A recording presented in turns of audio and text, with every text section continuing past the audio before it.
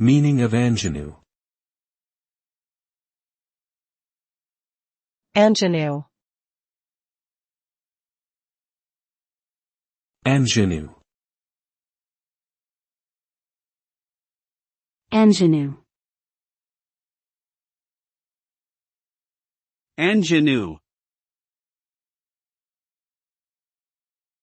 Ingénue is a term that refers to a naive, innocent and inexperienced young woman. It typically describes a female character in literature, theater or film who is portrayed as being pure, simple and lacking in worldly experience. The ingénue is often seen as a romantic and idealistic figure, embodying qualities such as charm, grace, and beauty.